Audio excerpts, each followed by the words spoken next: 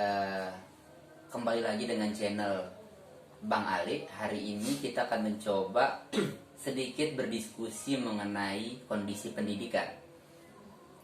Di samping saya ada siapa namanya? Dikenali diri dulu.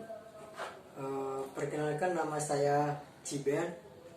Di sini saya diajak sama Bang Ale untuk berdiskusi, bincang-bincang soal pendidikan lah, pendidikan yang ada di Indonesia. Ya, dia salah satu mahasiswa di UTS ya, Ya. Universitas Teknologi Sumbawa, dan kemudian punya kesempatan pada sore hari ini untuk kita berdiskusi terkait dengan situasi pendidikan. Oke. Pertama kita akan mencoba mengurai atau menjabarkan definisi pendidikan itu sendiri, makna hakikat pendidikan itu yang ada di referensi ataupun secara kondisi realnya seperti apa sih makna dari pendidikan. Dan untuk itu akan coba langsung ditanggapin oleh kawan Ciben ya. Kawan Ciben silakan. Oke. Terima kasih kepada Bang Ale karena sudah mengajak saya untuk berbincang tentang pendidikan ya. Tadi sempat ditanyakan oleh Bang Ale hakikat daripada pendidikan itu sendiri ya. Jadi kalau kita berbicara soal pendidikan itu adalah sangat serius sekali kalau kita membahas pendidikan itu sendiri.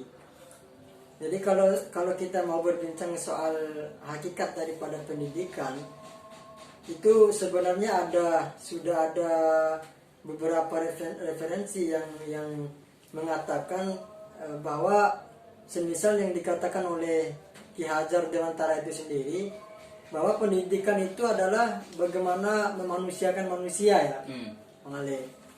Selepas dari itu juga kan kalau kita merujuk daripada Undang-Undang 1945, bahwa hakikat daripada pendidikan itu sendiri, dia adalah bagaimana bisa mencerdaskan kehidupan anak bangsa ya, Bang Ale. Itu kalau kita mau berbicara soal hakikat pendidikan ya, kalau dari pandangan-pandangan setahu saya, Bang Ale. Oke. Berarti pendidikan ini pada hakikatnya dia mencerdaskan kehidupan bangsa, memanusiakan manusia. Dalam konteks hari ini, pandangan kawan Ciben gitu mengenai kondisi real pendidikan hari ini, apakah sudah memenuhi kriteria tadi gitu, kayak misalnya bilang Ki Hajar Dewantara, kemudian amanat Undang-Undang 45. Ya, mungkin kondisi hari ini di tahun 2020 ya, mau berakhir sebentar lagi. Nah, kita coba melihat, memflashback gitu, pendidikan kita seperti apa hari ini gitu. Silakan. Berarti di sini kita mau mencoba menganalisis ya, membaca situasi pendidikan kita hari ini ya, Bang Ale. Iya. Apakah benar-benar sesuai dengan yang diamanatkan oleh undang-undang atau gimana ya? Jadi kalau dari saya sendiri ya, Bang Ale, kalau soal pendidikan hari ini saya lihat sih sangat melenceng gitu kalau soal pendidikan, Bang Ali. Karena kalau kita mengevaluasi pendidikan kita hari ini mulai dari sejarah ke sejarah, dia sudah agak mengalami kemunduran jauh lah dari hakikat yang kita bicarakan tadi, Bang Ali. Apalagi misalnya hari ini Kemendikbud mengeluarkan peraturan pendidikan itu, masalah pendidikan link image ya, Bang Ali. Yang sebenarnya sudah kita lihat bahwa pada masa Orde Baru dulu, bahwa konsep link image ini sudah diterapkan gitu kan.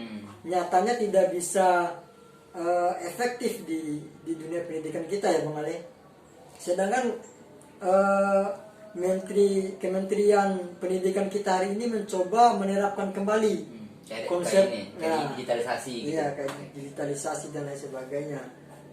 Karena konsep link image ini dia sangat berorientasi pada bagaimana pemenuhan kebutuhan industri yang ada hari ini gitu. Oh gitu ya. Ya, seiring perkembangan industri-industri di Indonesia, industri-industri global, sehingga pendidikan hari ini dijadikan sebagai, ya bisa dikatakan laboratorium lah gitu, sebagai tempat-tempat riset yang dimana orientasi riset ini akan menuju pada kebutuhan industri itu sendiri gitu, kebutuhan pemodal lah gitu maksudnya, pengusaha-pengusaha besar, pengusaha besar gitu.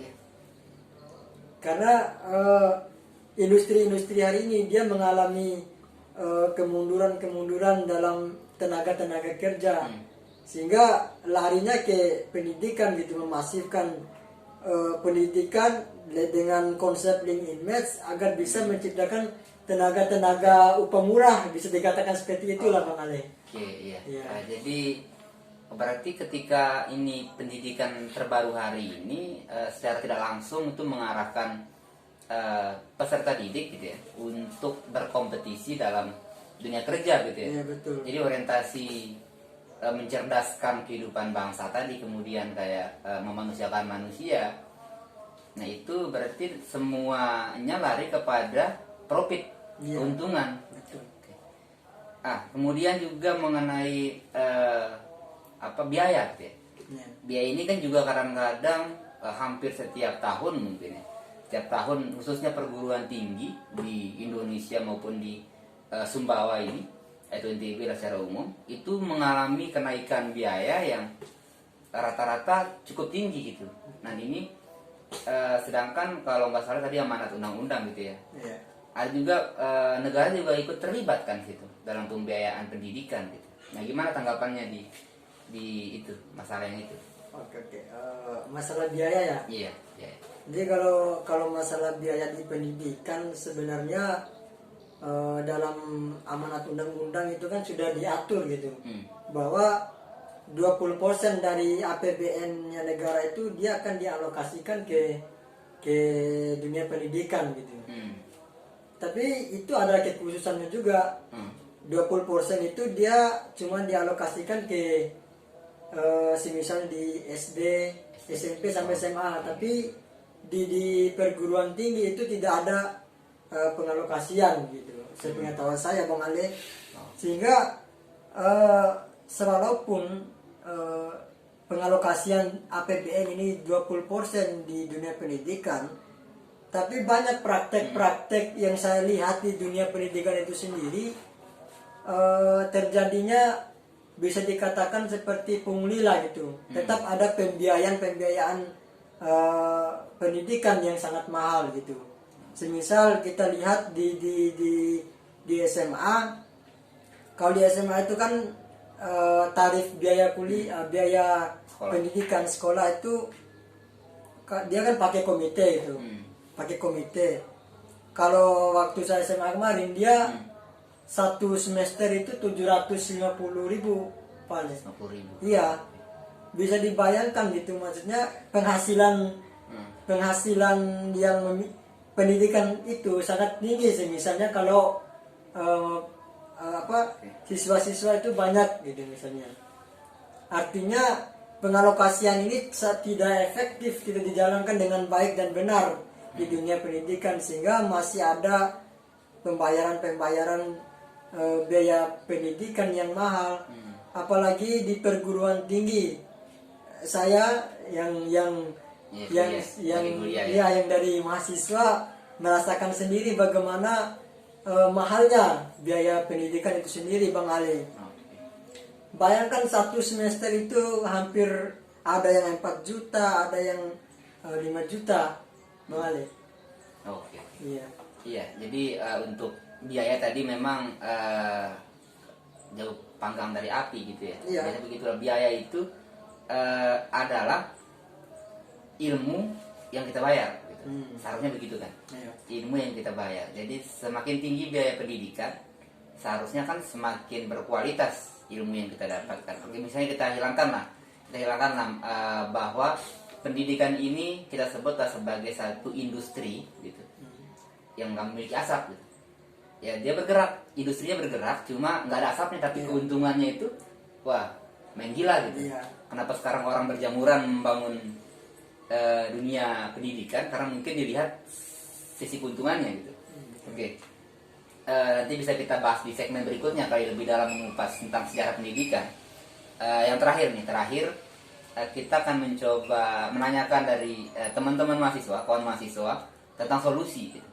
Solusi mahasiswa atau peserta didik hari ini yang mengalami langsung kondisi pendidikan yang seperti ini, apa solusi yang ditawarkan? Atau mungkin nanti ada teman-teman dari LSM, kemudian teman-teman dari pemerintahan mungkin yang akan coba menanggapi terkait dengan sesi hari ini gitu. Tapi teman-teman perlu juga menjelaskan solusi terkait dengan dunia pendidikan hari ini. Silakan kawan Ciben. Oke, kalau kita melihat dari beberapa permasalahan pendidikan hari ini, memang sangat perlu kita mengkonsepkan satu solusi ya, jalan keluar gitu. Maksudnya dengan melihat kondisi pendidikan, sebenarnya kita sudah pernah berdiskusi panjang soal bagaimana sih solusi pendidikan kita hari ini yang dimana biayanya semakin mahal dan lain sebagainya gitu. Sebenarnya kita ada beberapa mahasiswa yang menginginkan, yang mempunyai konsep di dunia pendidikan itu sendiri, bagaimana mendorong misalnya sebagai pemerintah yang memiliki wewenang untuk melakukan pendidikan yang secara gratis ya gitu. Oke, gratis ya. Ya, misalnya pendidikan hari ini bisa dibiayai seluruhnya oleh pemerintah gitu, yang memiliki wewenang gitu sebagai pemerintah di negara Indonesia ini sendiri. Nah, saya potong dulu nih.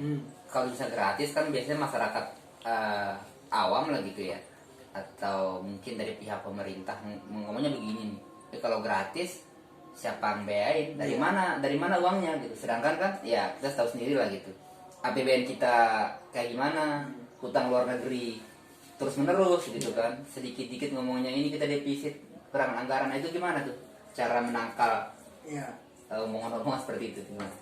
ya sebenarnya kalau betul seperti yang dikatakan oleh Bang Ale, cara supaya kita bisa dana-dana yang digunakan untuk menggratiskan biaya pendidikan ini dari mana gitu.